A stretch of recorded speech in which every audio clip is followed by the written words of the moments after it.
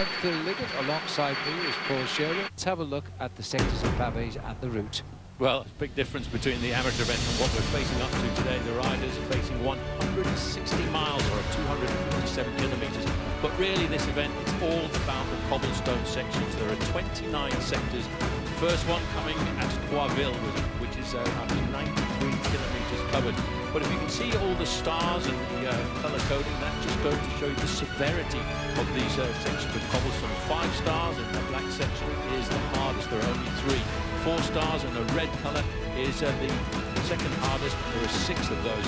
But for me, it really all begins once we get to section number 19 to go, because that is a 5-star black-coloured section, and that is the true aim of Roubaix. After that, every 5 or 6 kilometres, there's another section of cobblestones that riders have to be ready for. Once they get to 11 sections to go, that is Mont-Saint-Pévert, black and 5 stars, 3 kilometres long. Then again, it's on and off, onto tarmac, back onto cobblestone section, and then they face up to decisive 4 to go. 5 stars once again, star 4 de Roubaix. That's normally where the decision starts to get made, and then it finishes on the flattish velodrome. And that's where they're all strategically placed here, as the riders now are making ready for the start in Compiègne. And welcome everybody literally around the world for our coverage today. You're either getting ready to get up and go to work, or you're getting ready to go to bed. That's if you work on Sundays, of course. They're down in the square opposite one of Napoleon's favourite hotels. He's working Peter Sagan, the world champion, 3 times running, and after the Tour of Flanders he became the #1 cyclist in the rankings as well. 175 riders, Paul, a lot of nervous people. Now, a lot of our coverage is going to the United States as well. We've just been had a little conversation with Fabian Cancellara, a 3-time winner of this race. He's in Utah and he's watching the coverage. Yes, I don't suppose I should tell you all, but he's actually in Park City, and he's parked himself right in front of the TV to watch this. We're also going out in South Africa as well on Super Sport, and of course in Australia on SBS. 5 South Africans on the start line, Paul, today. Only 1 American rider, surprisingly, this year, and that's Taylor Phinney. And in Australia, well, this is a big day for Brenton Jones, because in his new colours of Delco, Marseille, the French semi-pro Conti team, he is in the start list, on the start line, and I can't imagine what he's feeling like. It'll be a mixture of excitement and worry. There's last year. The Mavic neutral service car on the left there has the busiest day of the year today. It's a complicated day for the neutral service vehicles. They have neutral service vehicles and neutral service motorbikes out there on course. Kilometre 0. The gendarmes set the race on the way, as they always do here in France.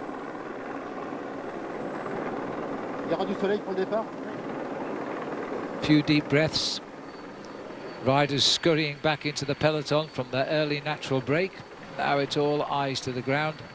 Flat roads for a while as we head away from Compiègne, up through Golancourt and Noyon, and on towards the first cobblestones. Those straight roads not actually conducive to breakaway. Christian Prudhomme making sure everybody's ready, and then he will say, "Le départ est donné." The start is given. Okay. Over to you, boys. Absolutely on the scheduled departure of 11:20. And as if on cue there's the first attacks of the day.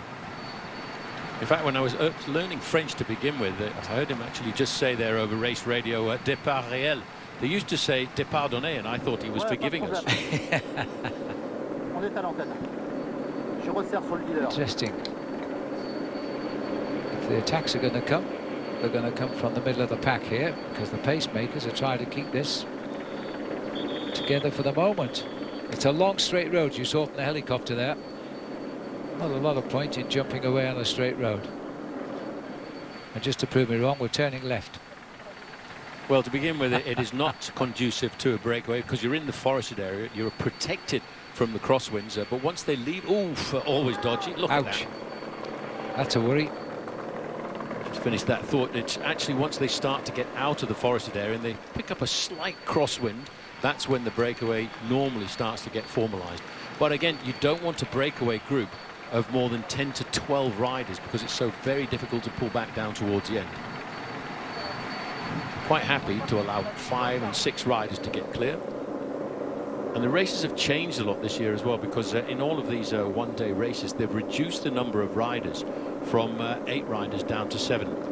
Well, there's Brenton Jones, Paul, right on the front in the blue jerseys of Delco. First crack at Paris-Roubaix. He's had a good start to the season, and his enthusiasm has put him right on the sharp end. Perhaps he's looking for the early morning breakaway. Well, I know his mum Karen in Warragul will be watching every inch of the way, and this is going to be a very rapid Paris-Roubaix. If there's no wind at all blowing at the finishing line at all, there was yesterday, and in fact that was what Andy Schleck told us. The biggest problem yesterday was the wind. It's gone overnight. Sylvain Dillier there with the Swiss cross on his back there, riding number 74, one of the riders from AG2R Le Mondial. He's got a mechanical problem. Just coming back to finish the story on Brenton Jones, he said as far as he was concerned, being able to ride Paris-Roubaix is a childhood dream come true. Now, I remember another kid saying that to me many years ago. His name was Stuart O'Grady. He felt when he rode onto the velodrome for the first time, he felt as if he knew where he was going because he'd watched all of the videos every year that he could once he was growing up, and finally got himself to Roubaix, and then 2007 I think it was, he crossed the line in first place. Yes, and Stuart will be watching every pedal rev today for sure. It was a great day out. Came nowhere towards the end. He'd had a flat tyre, he got back, we never saw him return in the dust. Next thing is he was riding alone to Roubaix.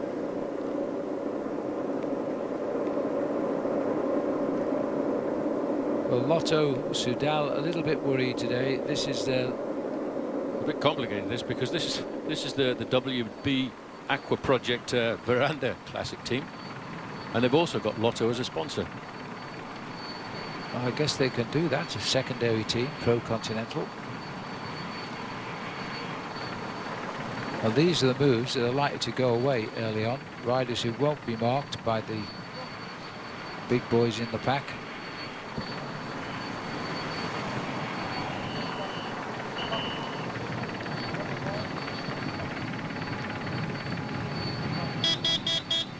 The 2 riders popping off the front there, but you can see all of the riders in the teams towards the front. They're keeping a close eye on who's moving. It's a direct dimension data rider going clear to chase on.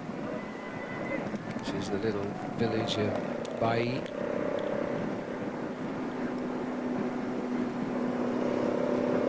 Quiet roads throughout the week, except when Paris-Roubaix comes here.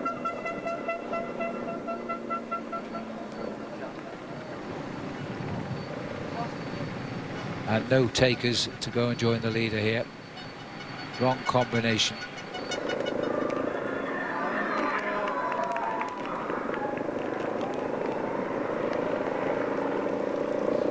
Six hours of television today with Paris-Roubaix. The winner's time last year, 5 hours and, from memory, 41 minutes.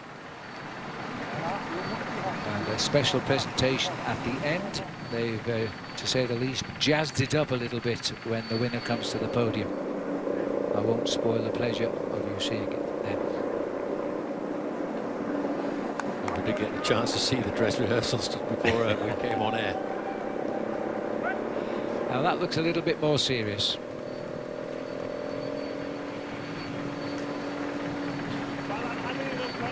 Picking up the pace, 43, 44 kilometres an hour, 27 miles an hour.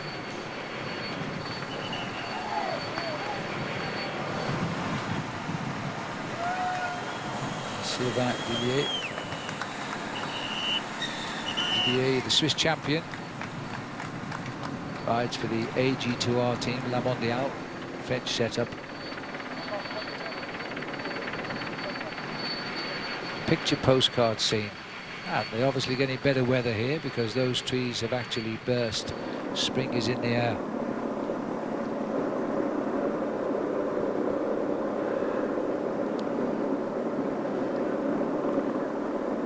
Man with the beard there, Jeffrey Soup for Cofidis. Cofidis not a World Tour team. They never have been really. They're invited by the organisers. They're French, of course, and usually get themselves into the action. They've got a very good team here. Well, in fact, they're very big sponsors across the whole of Europe, massively involved in Spanish cycling now as well. They've been involved in French cycling for a long time. The man they're all rallying around here is Christophe Laporte, who is their leader, and in fact he seems to be more in favour than the bad boy of professional cycling, Nasser Bouhanni, who really hasn't been able to put it together this year since Paris-Nice. Sickness blamed, but form not there, that's for sure. Soup stepping on the gas here at the moment.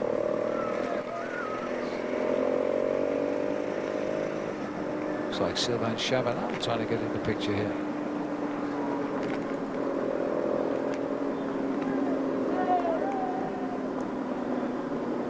Still plenty of riders trying to marshal these attacks until they can get in one themselves. Takes a huge effort to get clear, and a lot of hard work and wasted energy, which they could need a little bit later on once we get to those sectors of cobblestone. 29 sectors in all. We count down to 1. So our first sector coming at Troisville. 93 kilometers covered and 163 to go. Just under 100 miles left when we hit that first sector.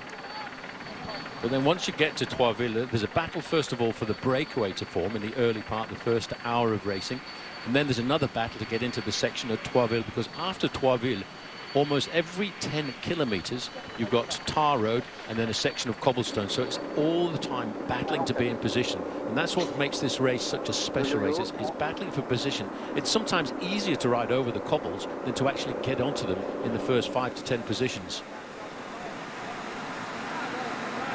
Stibar at the back here, his champion's jersey from the Czech Republic. Czech Republic have never won this race, but Stibar did his best. He was second last year. There's some 6th time in this event. And another former world cyclocross champion, a rider who moved across from cyclocross. Taking the risk, there's a Sylvain Chavanel just at the back there, number 123. Now, if he gets selected for the Tour de France this year, he will be the outright holder of the record for participations. He's ridden 17 tours, and if he goes in to ride the Tour de France this year, it'll be his 18th participation. Yeah, it's amazing. He's a really nice guy. He's had the yellow jersey in the Tour de France. He's lost it, he's won it back, and then he's finally lost it. But he's got to go for it, because I can't see many people ever reaching 18 tours in modern cycling. Just to add one little feather into the cap of Team Quickstep, he did his apprenticeship, if you like, on the Belgian squad for a number of years, and that's where he developed an affinity to these Northern Europe classics.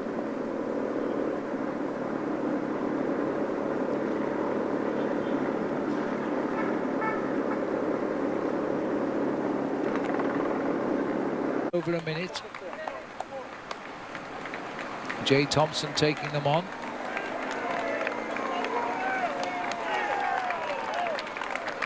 Well, this made a little bit more difficult by the fact that, yes, they are rough cobbles. It's a 3-star rating section of cobblestones, just about a mile long at 1,500 meters, but slightly uphill to begin with. There's Alexander Kristoff, the European champion, number 51. He's on the back foot.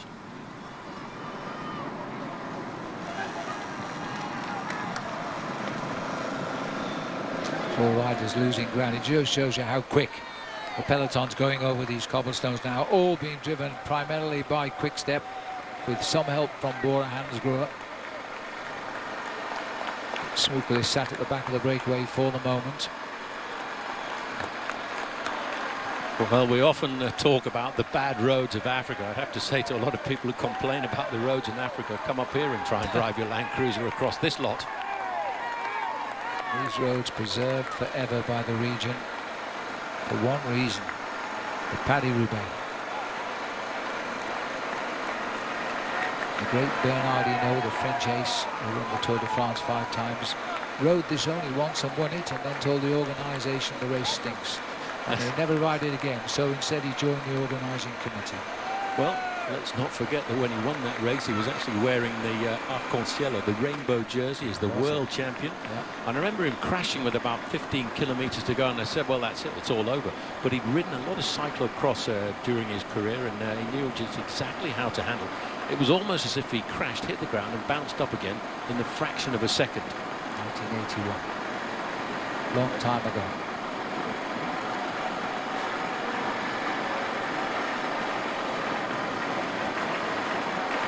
Well, there's only 20 seconds now separating the Craig Van Avermaet group from the other contenders. One rider hadn't spoken. There's Van Avermaet. Not looking too concerned. He's probably been through it all before. Last year's winner. Just taking on lunch.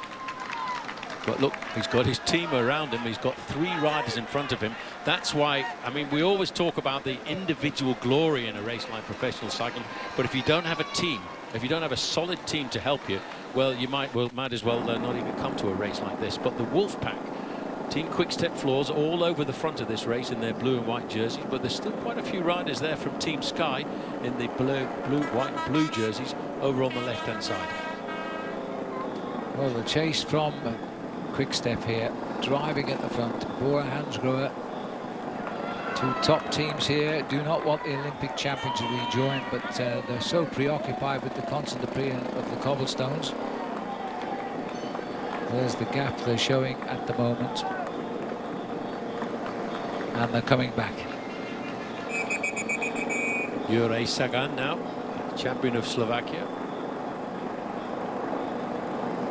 And the fact that Sky are working pretty hard, wherever Geraint Thomas fell, I would say he's back in this group. I did spot Ian Stannard. 3rd last year.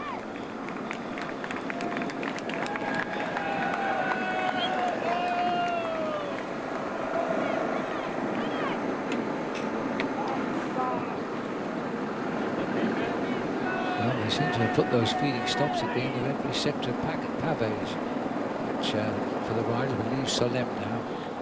Next stop, it's at Saint-Piton itself.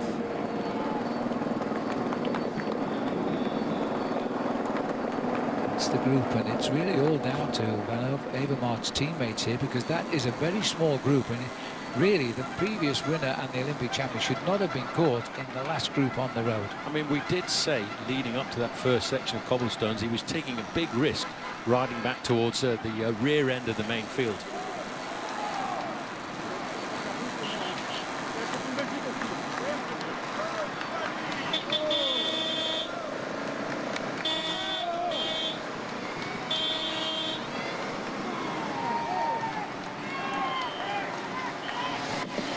Well, it's still around. That's the group of Peter Sagan, just towards the right-hand side of the 3-time world champion, and the group of Craig Van Avermaet still looking to be at around about 20 seconds. It will have been a long, hard chase for him to get back into the mix of this race today. Well, for Bates, who doesn't like riding the cobblestones, getting back to the front and using his legs.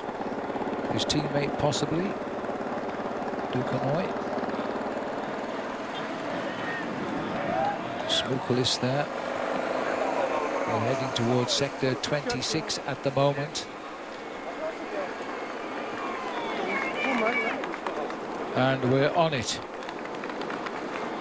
This is a long section though. This 3.7 kilometers in length, around about 2.5 miles. Another 25 seconds lost to the peloton between the 2 sectors, as the leaders now are closing in pretty quickly. The flags of Norway there. Norway's best finish, by the way, it was Thor Hushovd in this race when he finished 3rd back in 2009.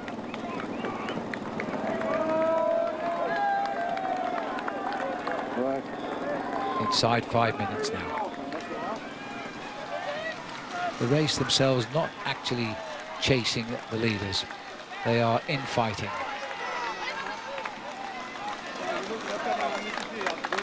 Van Hooijdonk taking after his father there, number 6. Riding very well. And it looks as though on this occasion he's got away with it. Craig Van Avermaet is in that group which is coming across, just passing the red car of the race referees and onto the tail. Oh, a nervous moment avoided. And if I was Greg Van Avermaet now, I think I'd get nearer the front. There's a Belgian Save the champion chance. just towards the back of that group, but just making contact there in the red, yellow and black jersey. Just shows you what a scrabble it is for some of the riders, though, just to cross this gap.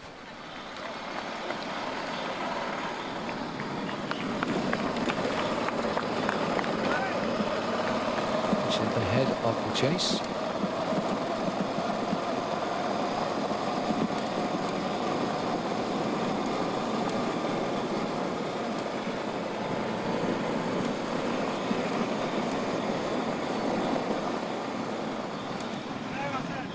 And Christophe really struggling to get across. He might be coming back here.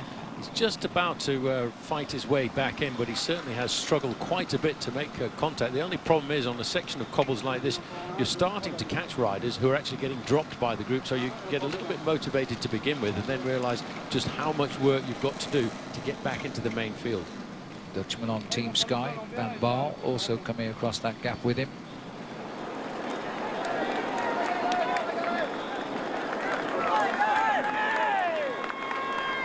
With the leaders here, and a massive crowd here.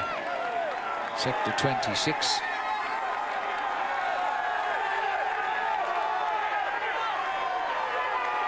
It's like the 18th hole at the US Masters there. If you make the left turn, oh dear, this is not what you want now. Having set the pace, Roubaix is in trouble. Jam chain by the look of it.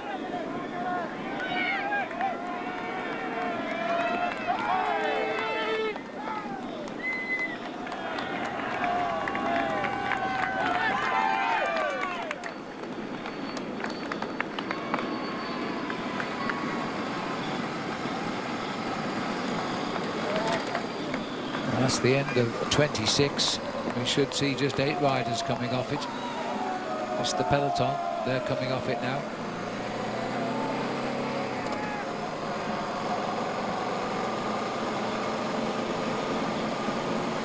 Oh, he's made it back. Sorted his problem out.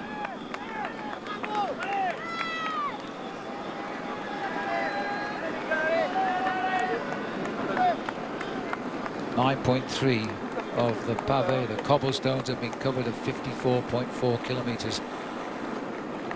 They've proved pretty exhausted to some of the riders today, this early on. Well, this is all part of the wearing down process as well. You've got the nervousness of trying to get onto the cobblestone section, then the survival of the cobblestones, a little bit of respite as you come off down towards it. There's Greg Van Avermaet now just starting to poke his nose up towards the front, over on the right-hand side, happy now to have got himself back into this race. Just a chance here to look at the slow-mo from the motorbike here. You can see the vibrations at the front end of the machine there. Jeffrey Soup in the breakaway. Local man as far as his team is concerned, bringing him over the cobblestones.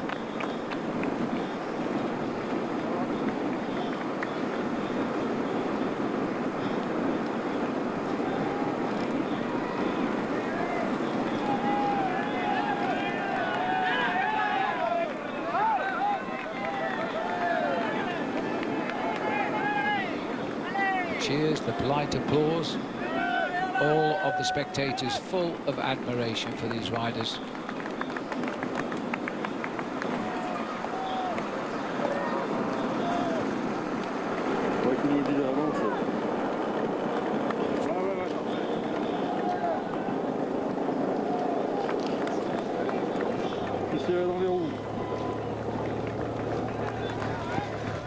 Five minutes, still the gap, and we're on to 4-star this time, to Kievi. The longest sector, 3.7 kilometers.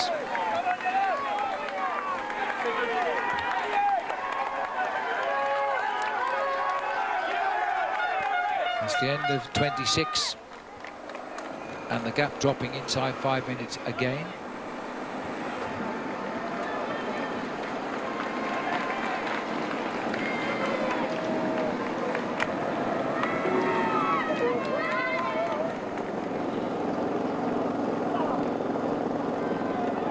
Well, as you watch these pictures, everybody from around the world enjoying it, and welcome on NBC Sports Gold as well to our coverage. You were in from the start, but if not, I know it's pretty early, but this has been an interesting race, and so far going according to plan. But the race is about to start, I feel. The breakaway went out to over 8.5 minutes. Now it's down to inside 5. A bit of a fright for Greg van Avermaet, the defending champion. He got locked behind in a crash riding near the rear of the field. He's just rejoined the main peloton. We still have a breakaway of 9. Well, this is Marcel Seberg on the front in the red and white jersey of Lotto Soudal. Behind him it's Marcus Berghardt, and he's a teammate of Peter Sagan. Peter Sagan in this group, a little bit of excitement for Greg van Avermaet, getting delayed early on by an accident, or getting caught out behind an accident, and having to fight his way back up to this leading group where it contains nearly all of the main contenders. Greg van Avermaet a man down because one of his teammates, Stefan Kung, was involved in a very nasty crash. He had to abandon. And just sitting on the back here, Nathan van Hooijdonk of Team BMC. Another rider delayed by the accident, Geraint Thomas of Team Sky. But if you just look at the flags there on the left-hand side, this is why the final 100 or 140 kilometers of Paris-Roubaix is so complicated, because yes, to begin with, we're riding pretty much in a northerly direction, but from here to the finish, we zigzag north, south, east, west. So each section of cobblestones has a completely different wind direction. Marcel Seberg on the front here at the moment. Look at the strength of that flag just right now. French flag showing us the direction of the wind. And even in the stadium, we're talking from Roubaix itself, from the velodrome. Very little wind here in Roubaix, but it's protected a little bit by the buildings, I guess. This is Dylan van Baarle yo-yoing all of the time now.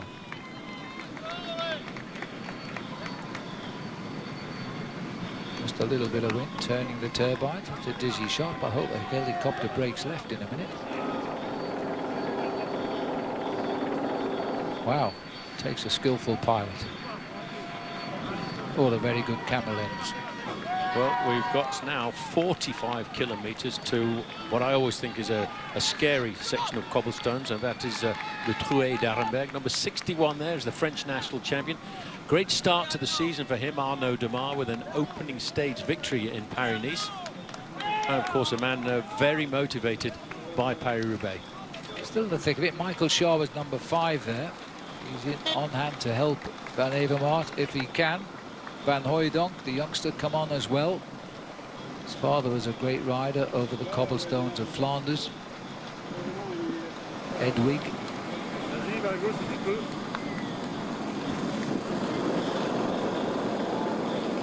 And this is the Wolfpack driving and pulling that peloton into a long, thin line. Quick Step boys in action. Well, my question, if I was sitting in the team manager's car right now with Team Quickstep, is why are you riding so hard? Why are you using up all of your armaments in the early part of this race? Because it's important to have strength in numbers down to the last hour of racing. But obviously, Patrick Lefevere is an extremely canny team manager. He knows exactly what he's got to do. He's won this race so many times, whether it's with Quickstep floors. I think he's won 5 times with Quickstep. He's also won with Mappé. He's also won with Domo Farm Fried. So when it comes down to the Tour of Flanders and Paris-Roubaix, I think he knows what he's doing.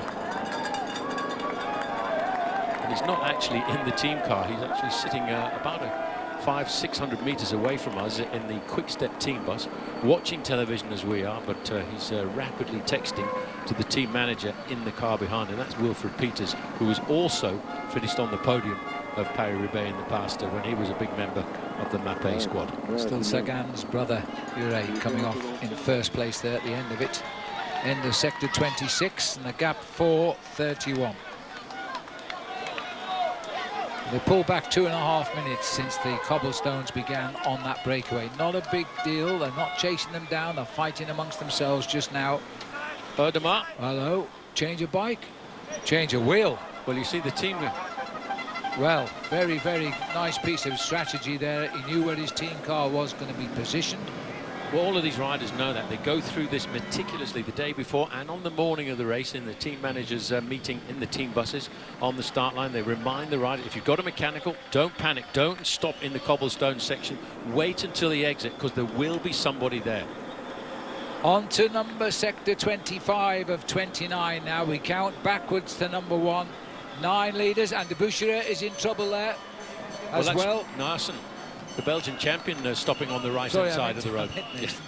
Last year's champion, de Boucherer.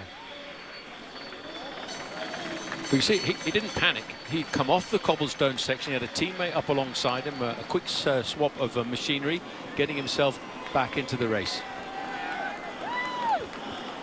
Sector 25, a mere 3 stars here, Saint-Hilaire, 1,500 metres. First time in the race, they're Another saying. crash there on the left-hand side. Well, Moscon. it's Moscon gone down on the corner. Quick step rider there as quick well. step caught. Now, Moscon finished in the top 10 of Paris-Roubaix last year. Let's not forget, one of the top 10 riders returning this year. I'll tell you what, the quick step boy got on his bike pretty quickly there.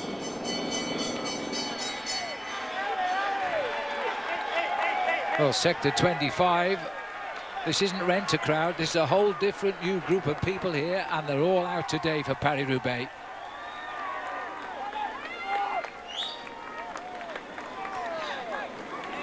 Yeah, look at the flags. This section of cobblestones picking up a little bit of a tailwind. You've got tailwind, crosswind, headwind. The information is so important for the team managers to these riders in an event like this.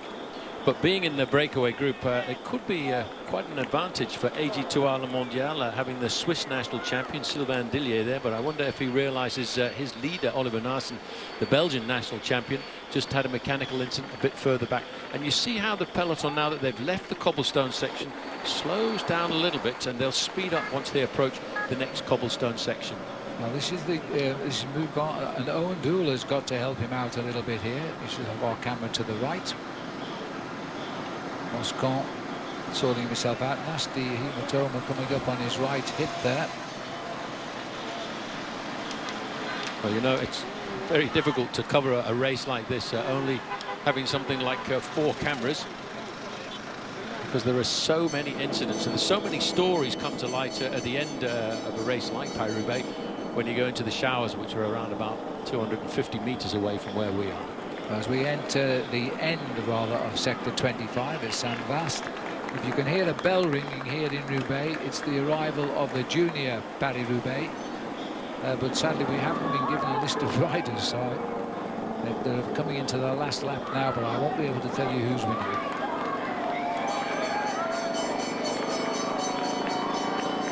Quick step on the flank. There is Peter Sagan in the white jersey. Just ahead of him with that black, almost aerodynamic helmet, is defending champion. And here's Marcel Kittel at the back here, number 164. He's coming to the back. I think he was in the peloton. Hats off to Marcel. He's riding better than his only other appearance last time, just now. And there's our Super Rolanti. 300 images a second. Yeah, and just look at those. The bike actually leaving the surface of those cobblestones and bouncing back down. They have the tyres a little bit softer than usual.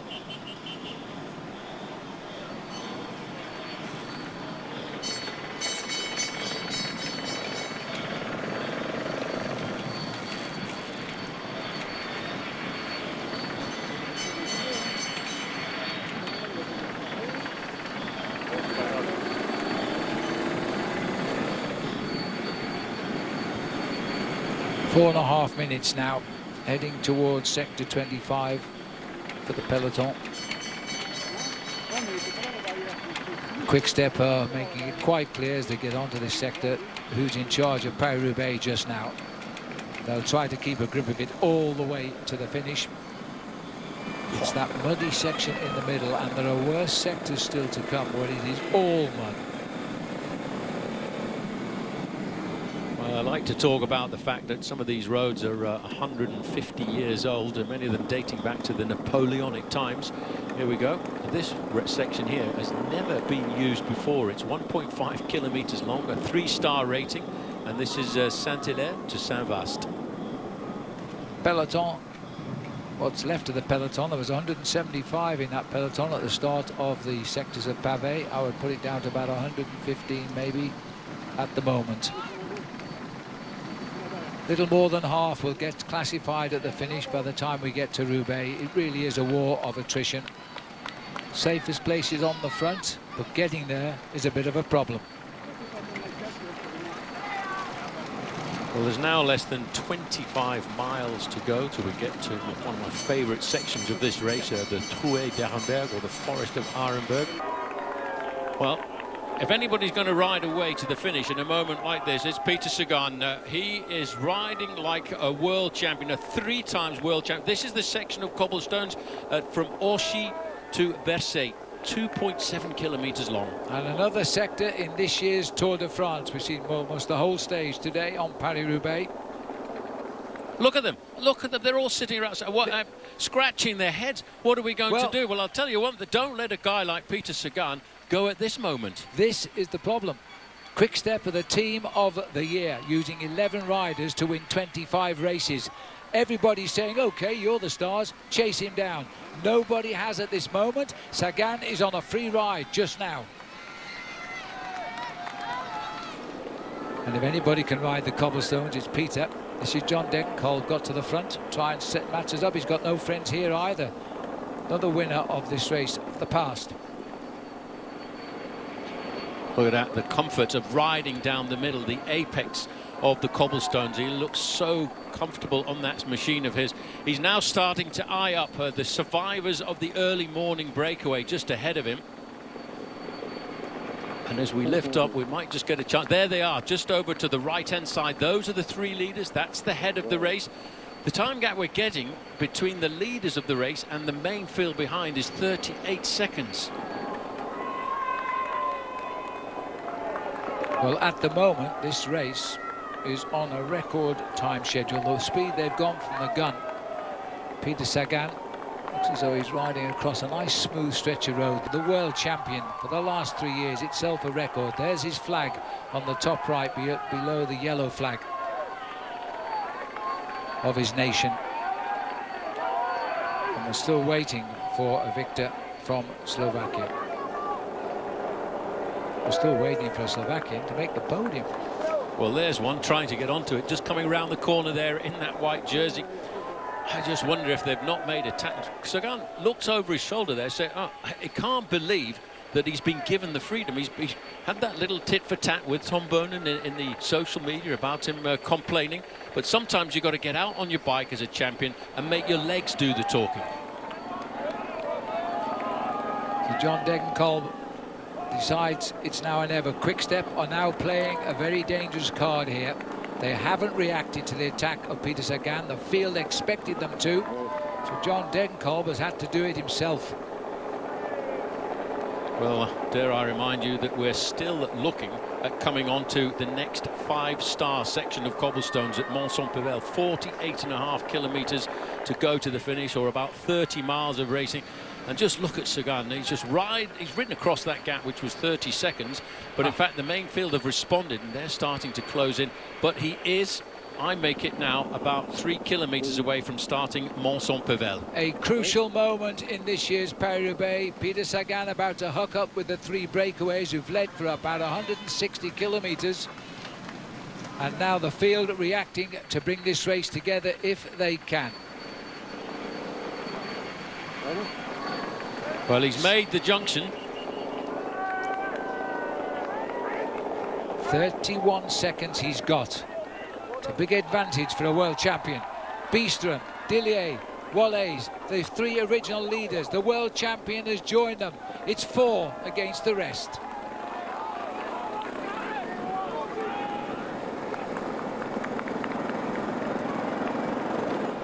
John Degenkolb here looks as though he's with Matt Hayman at the moment, and they're in a spot of bother. Yeah, just struggling at the back end of that group. This is the moment coming into the last hour of racing when the accumulation of fatigue starts to pay. With a bit of a bunny hop. Cobblestone sometimes better than the gutter. You've got to watch the lips on those cobblestones. They can pull you down. Sagan, a few deep breaths, and I've got a feeling he's going to go alone. Still a long way out, but if anybody can do it, it's the world champion. End of sector 12 for the leaders. There are 4.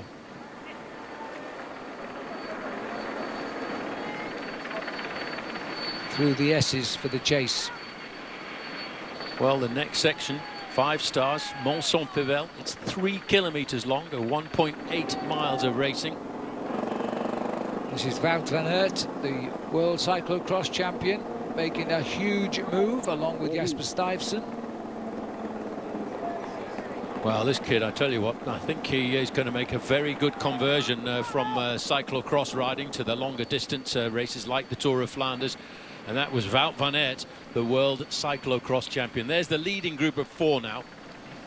The advantage is not huge. This could be a day the big favourites have failed, because Van Aert and Stuyvesant are 2 really, really good bike riders. And Sagan's made the move, and again another example. Maybe it's smarting when Tom Bonin said he needs to keep his mouth shut when he says he's being chased down. He's taken the race to Quick Step. Well, he has done. They were in so much control just a little earlier on, power of numbers. But this year, I think Peter Sagan's team, Bora Hansgrohe, he's really bolstered the squad. I mean, when you've seen the rides of Marcus Burkhardt and Daniel Oss, and even his own brother, Jure Sagan, earlier on in the race, the team has all come around him for today. Well, win or lose, he retains and increases his reputation as a great entertainer, Peter Sagan. We're in Bercy now. 27 seconds the 4 leaders have over the chase. We're looking at them right now. Well, what he wants to do now, as they're starting to come back behind him, he's just got to take a little bit of respite at this section, wait for the next section of cobblestones at Mont Saint-Pével, and if he has got the power to go all the way to the finish, it's this next section of cobblestones that he really needs to get the nod from the team manager to leave those other guys behind. And as always, Peter Sagan scoffing away. I'm sure he's eating those Haribo gummy bears, which he seems to love. And a counter move coming now. This is Taylor Phinney. Well, if this is Taylor Phinney,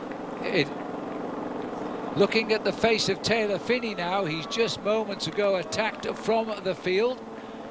He's given himself a 30-second gap over that breakaway of 4. The peloton are looking a little bit in disarray because everybody is making Quick Step take up the race, and they're not.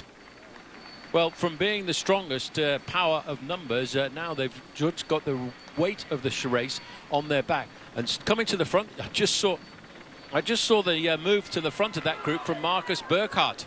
Yes, calling for a blockage on the chase now as his teammates up here. 38 seconds. It's a painful escape, but so far it's working for Peter Sagan. We're into the last 30 miles of the race, 48 kilometers. And Peter Sagan, the 3 times world champion, the world #1 cyclist, has joined the leaders.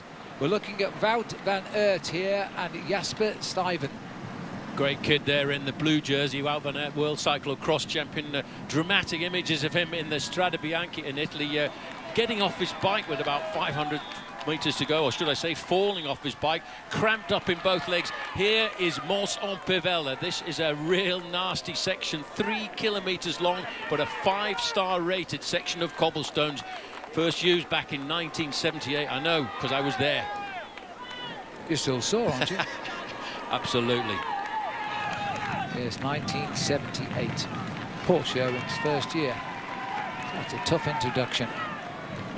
This is Stuyvesant. I'm hearing the crash, and there's a massive crash back in the field. Oh, that's Alexander Kristoff in the white jersey, European champion. That's a shame. It looks like Tony Martin over on the far side. Yes, it is, 161. That was a huge crash. And that was before the pavé. Now watch this. This is the big acceleration. Somebody touched their shoulders and a Skyrider went down. Oh, and a Skyrider over on the right-hand side. Alexander Kristoff. That takes the guts out of everybody just before they turn onto the section of cobblestones. Well, there's Kristoff there, and the other rider down is Tony Martin.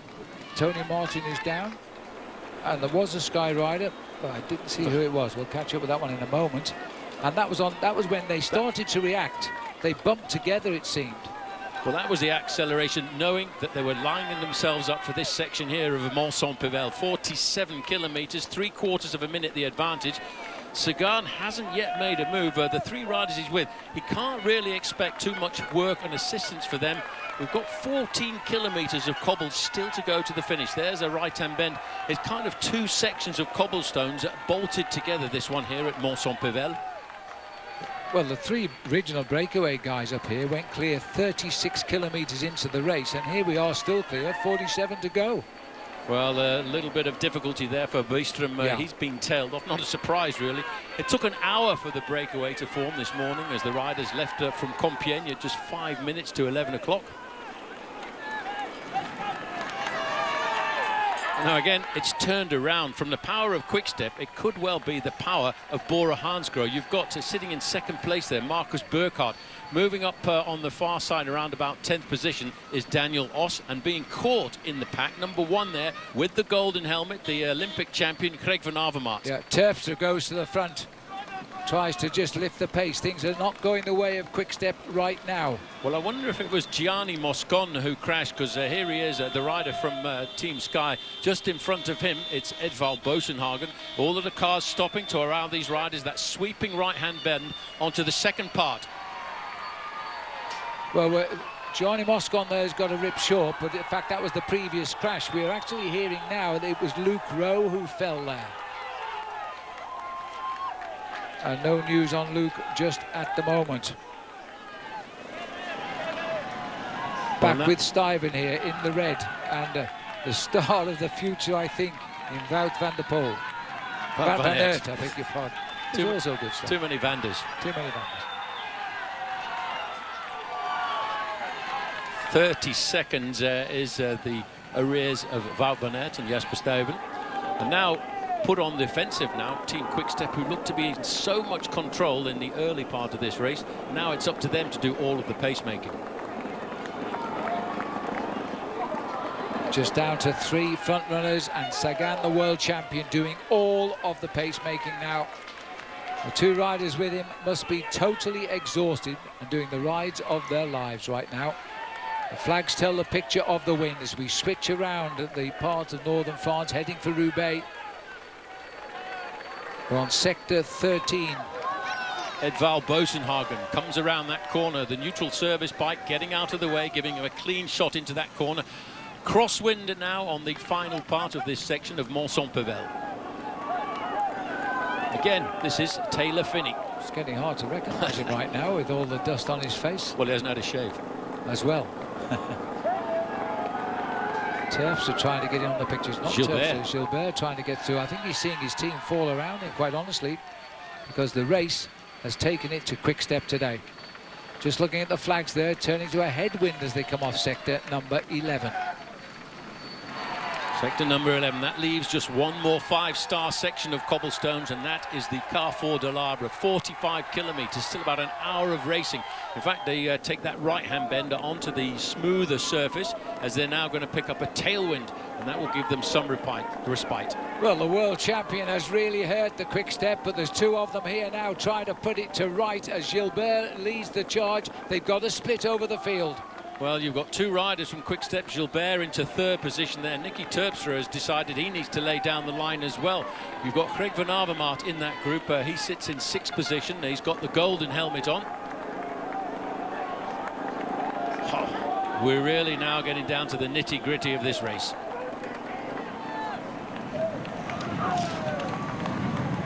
Jasper Stuyven. Jasper Stuyven, 46, there with Wout van Aert.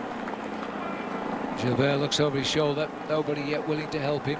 Another chance to grab a bottle for the last 44 kilometres. Well, they've swapped around now. In fact, that's Nicky Terpstra on the front. Now you can start to see the little move of Gilbert. Well, Phinney, I tell you what, is getting himself really, really fit. He's the second of the 2 riders in pink. The other one is Sepp van Mark.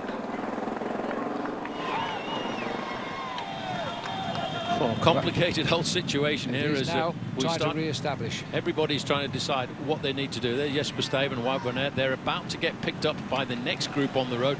Again, all of the big names are there. There's just one man who's stolen advantage over everybody else, and that's the three-time world champion, Peter Sagan. But the attack by Sagan, they were a little slow to react, but it's completely blown away the peloton just at this moment. This is Jasper Stuyven, the Belgian in the Trek Segafredo in the red.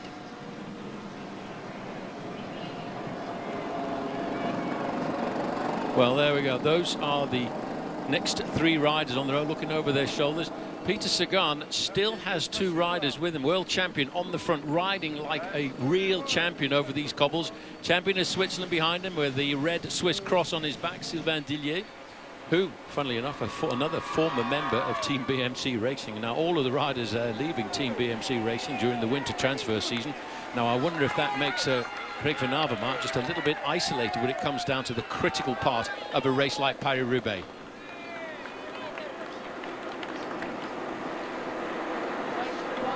Well, we're looking here at a coming together.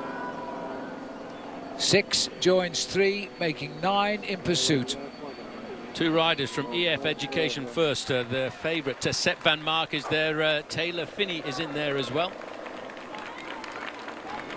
Greg van Avermaet, Nicky Terpstra, Philippe Gilbert, Sepp van Mark, Taylor Phinney, Jasper Stuyven, Sven-Erik Bystrom, Stein Vandenberg and Wout van Aert form the chase after the world champion.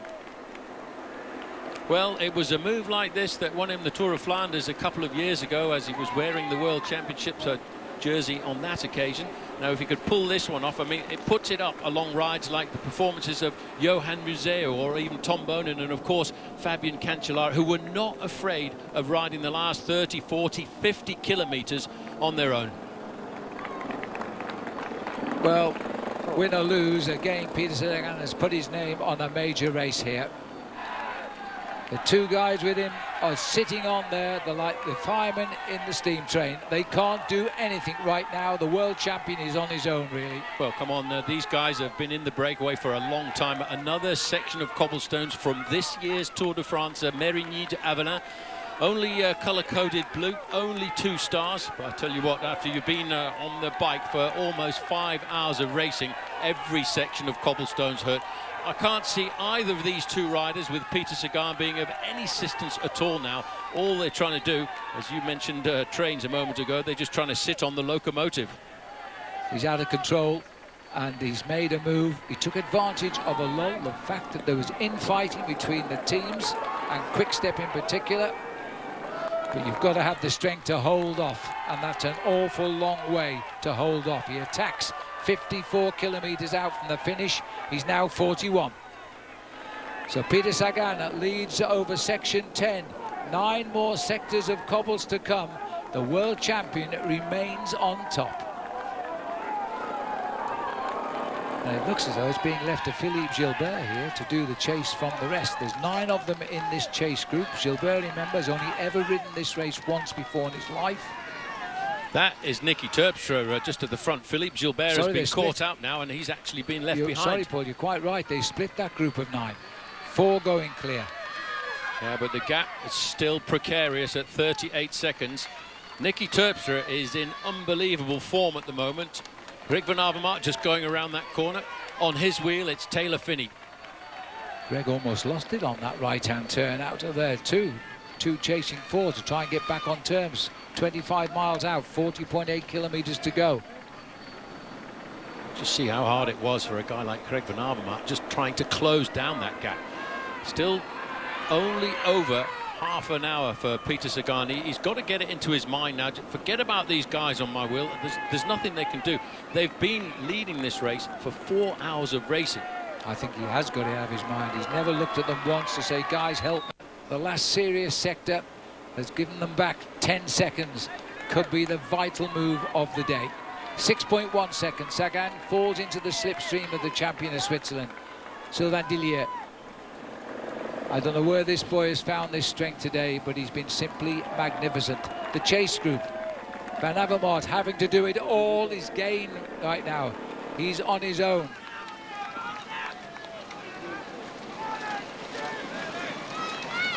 Well, just reminding you that Sylvain Dillier, in a two-man sprint 12 months ago in the Giro d'Italia, at the end of stage 6, he beat Jasper Stuyven in a two-up sprint. So, you know, and I'm sure Peter Sagan is thinking about that.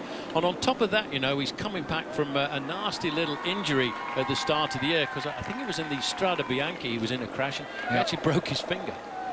Oh, the gap. Look at the power, though, Peter Sagan. That's the pressure. Oh, now... Maybe Peter Sagan is hearing our commentary and thinks, I need to get rid of this guy then. 53 seconds the gap. Sepp van Mark was in difficulty there because of the acceleration coming from the man in blue. Nicky Terpstra, the winner back in 2014.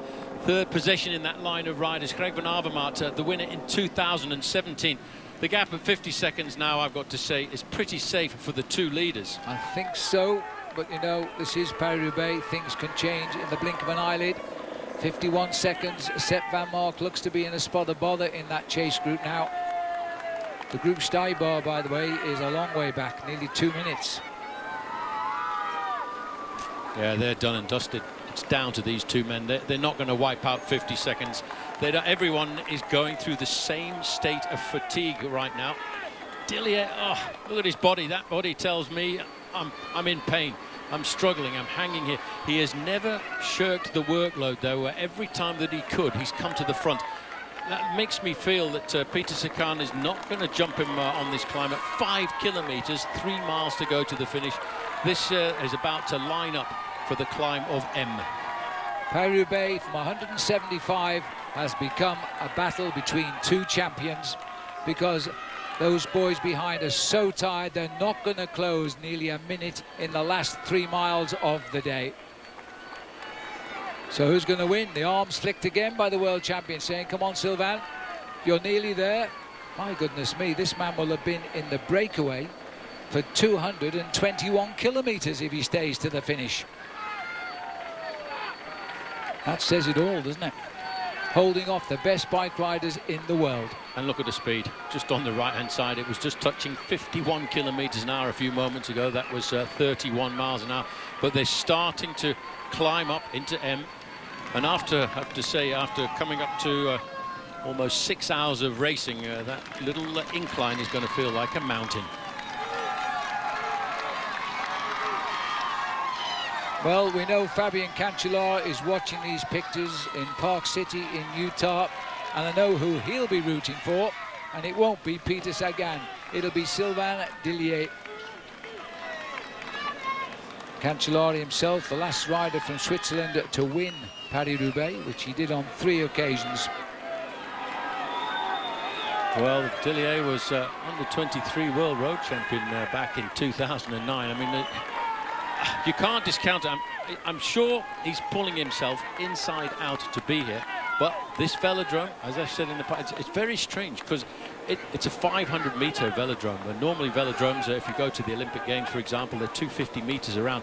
It's an awful long way from that final corner to the finishing line. If you open up your sprint too early and you've got a good sprinter on your wheel, that's when you can create the surprise. We're past the 4 kilometres to go. 2.5 miles still to ride, heading towards the 3 kilometres, but our signage is a little bit out by about 3/4 of a kilometre. Watch the signs on the road here. There's one ceremonial closure to the cobble sections with a short, smooth section of cobblestones, and then we're off into the stadium. Boy, what a welcome these two are going to get. I'm just looking around at the stadium. Everyone's on the edge, hanging onto the barriers, looking, peering at the big screen over on the far side, on the opposite side to us. The world champion showed them how to ride a bike race today, breaking away 54 kilometres out from the finish. We are now 3 kilometres to go. Well, I tell you what, I didn't even see the coming or going of M. I really don't know who's going to get this. Look at the crowd, Paul, as we run down. Look at the speed, 61 kilometres an hour. That's 37 miles an hour. This is the final straight. They flick off this road now onto a small section of cobblestones, swing right, then swing left and right, and then they're on the velodrome. And they've got, across the line, a full lap of the velodrome to do. Just how is Sylvain Dillier feeling right now? The adrenaline must be coursing through his bones. He knows this approach now.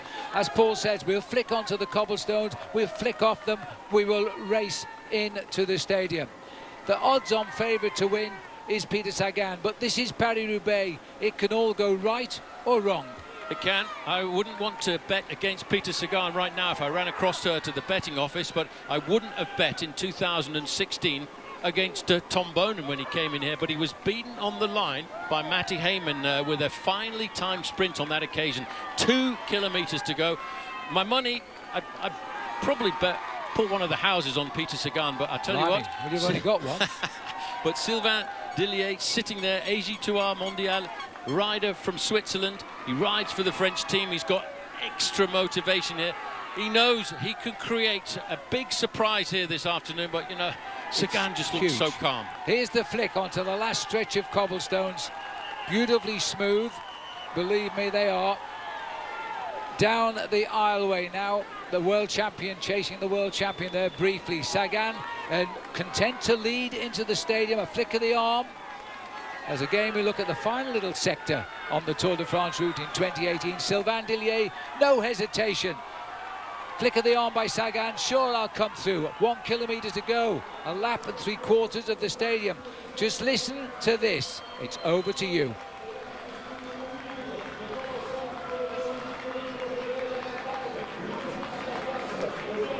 And there we go, that's going to be the right-hand sweeper right onto the velodrome.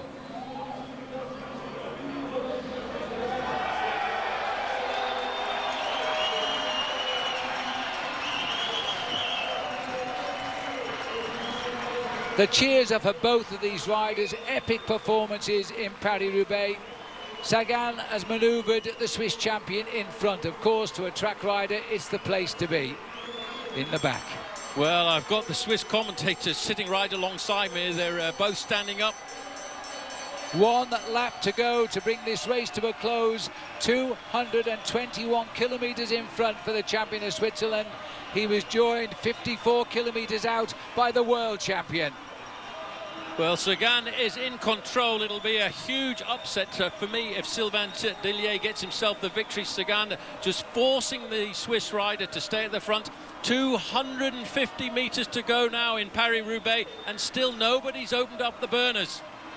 Sagan is waiting, he can't afford to make a mistake here, but I'll tell you what, this man is still very, very alert. He's got to dive on him now, because through the inside goes the world champion Peter Sagan. It's 37 years since a world champion won this race. That was Bernardino, and now it's Peter Sagan as he crosses the line, the victor.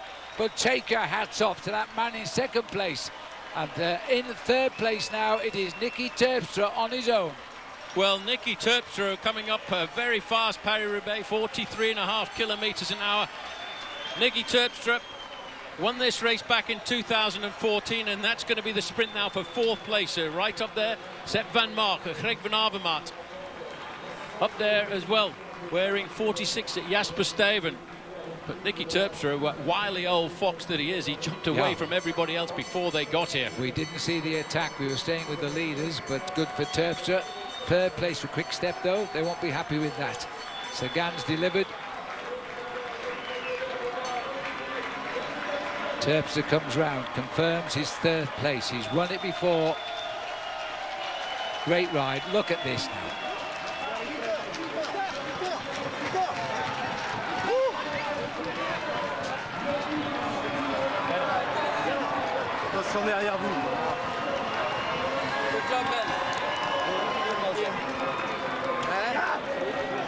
Sagan, just another day in the office. Bit of a special day, though.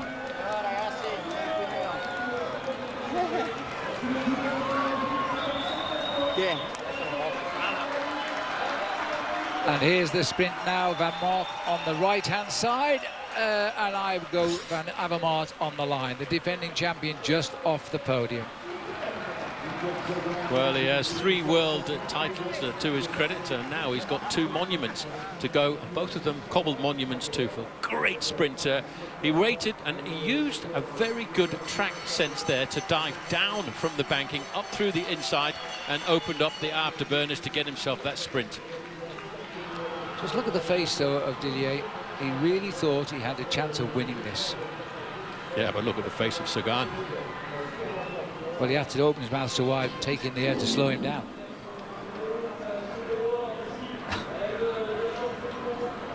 And but do that we was think a world champion performance, 54k out. Do we think that Peter Sagan is good for the sport? No. Well, this is Finney in the group on the left. What a great ride by the only American to take part. Second in that group sprint to about 7th. That is a superb price. 7th or 8th for Taylor Finney across the line. Brilliant, brilliant performance. His best ever performance in the elite version of Paris-Roubaix, to add to his 2 victories in the under-23 versus. His best position up until now was 15th. He's got to be happy with that. Well, let's hope it's the sign of a great season for him.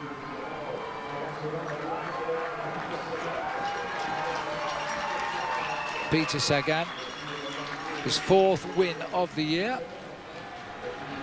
Although many people won't count the People's Choice Classic in Adelaide because it's not an official event.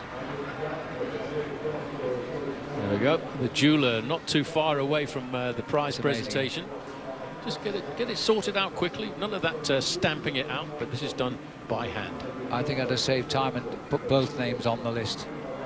He's getting ready to put that on the cobblestone. The world champion comes over the line. Only his 2nd monument win in his career, which began back in 2009. But he's got the 2 good ones, the most coveted of them all, Flanders and Roubaix. And look at that.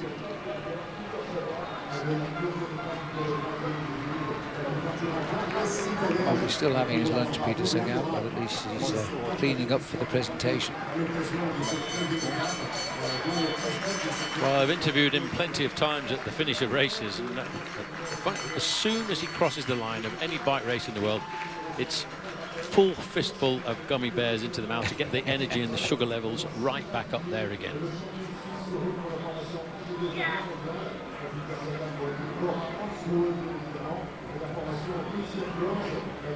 So the World Tour standings now. Peter Sagan has gone into the lead in that. Nicky Terpstra with 2 big wins this year in the Grand Prix E3 and the Tour of Flanders in the 2nd place. Valverde with 9 victories this year in 3rd place. Dal Olympia, who won the Santos Tour Down Under to give him the lead, now slipped down to 7th place. And Elia Viviani wasn't here today, but he's having a great season. He's in 10th. That's the situation in the UCI World Tour standings. After today's race, Sagan has the lead. This is a historic finish for Paris-Roubaix, and hopefully they'll do.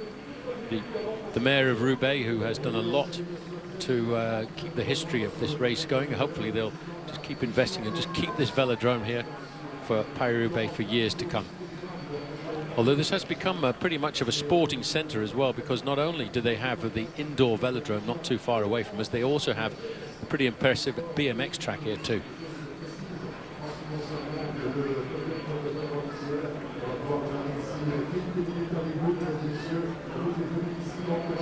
The rollout, which seems an awful long time ago. In fact, it was over 6¼ hours, the rollout on those pictures there, as we made our way from Compiègne. Chats amongst Quick Step during the race, planning what they thought would be their day. The crashes along the way as well. And this one taking out Stefan Kung of Team BMC. That one putting Gianni Moscon down on the ground. Yes. Rider from Sky. Yep. Seemingly under control midway through. Team Quick Step doing everything they needed to do. Further crashes along the way. This one taking out Matteo Trentin, the rider from Mitchelton Scott, but we all really were waiting for this incredible section of cobblestones, the Trouet d'Arenberg, or the Forest of Arenberg. And actually, surprisingly enough, it didn't really have too much of a change on the face of Paris-Roubaix this year. Big move there by the former world champion Philippe Gilbert, who looked very good at that point. A fight back by the French champion Dumas.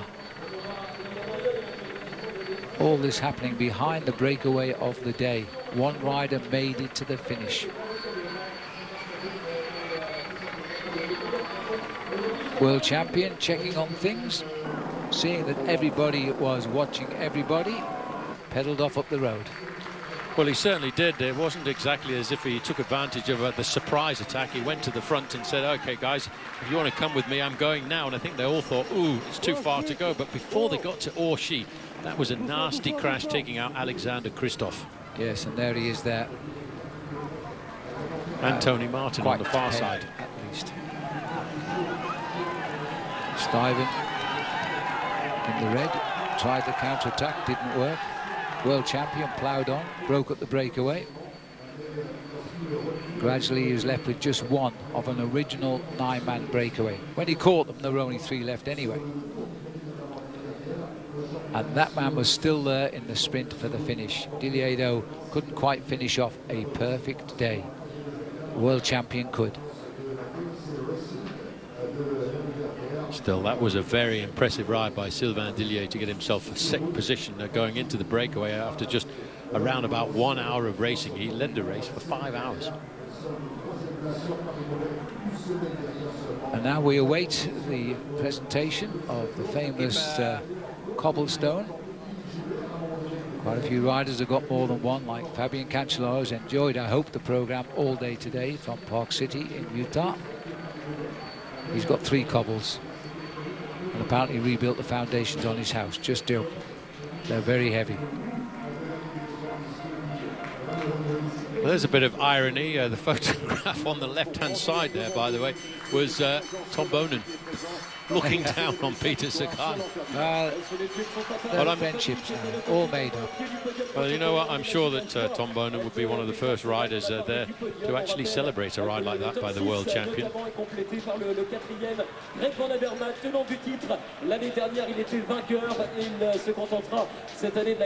Almost 6 hours of pedalling. And as always, Peter brings on his snorkel gear. Probably uses them in the shower later. Dillier looks as though he's looking at all the blisters in his hand there, checking out the damage. Goodness knows what he's thinking, but he doesn't seem too happy with second place. After a ride like that, he should be over the moon.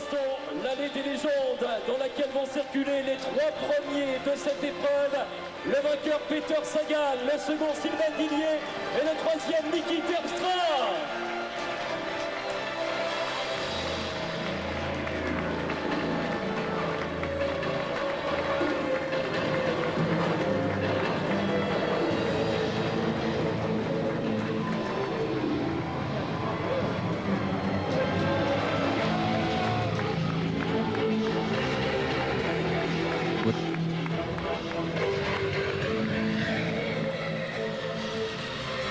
The moment has come.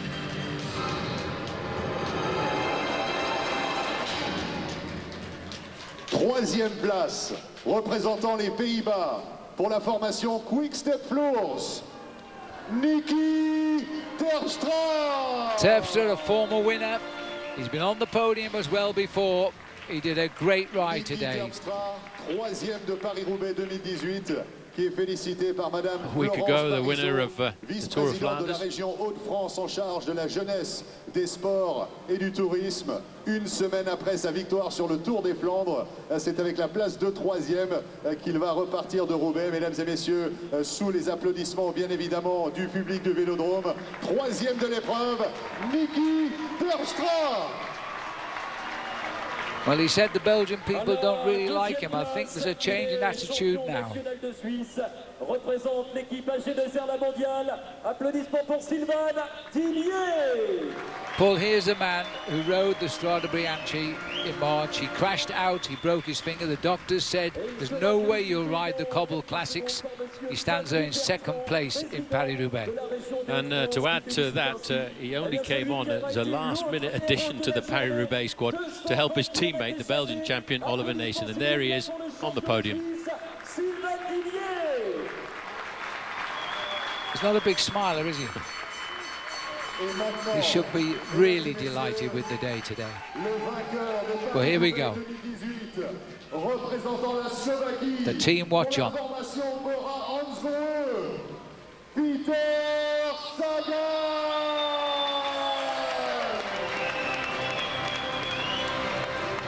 The pyrotechnics pour out. The world loves Peter Sagan. Their champion has won for the first time for his nation as well, Paris-Roubaix.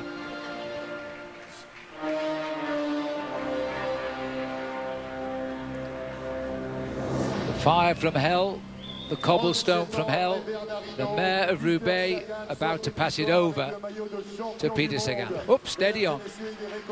Always the comedian. Le maire de Roubaix qui lui remet le pavé mythique. L'enfer du Nord mène au paradis pour Peter Sagan. Deuxième monument également. I have to admit that was a good line by the Frenchman there. The hell of the north leads to paradise for Peter Sagan. Le champion du monde, vainqueur de Paris-Roubaix. L'ovation du public pour Peter Sagan.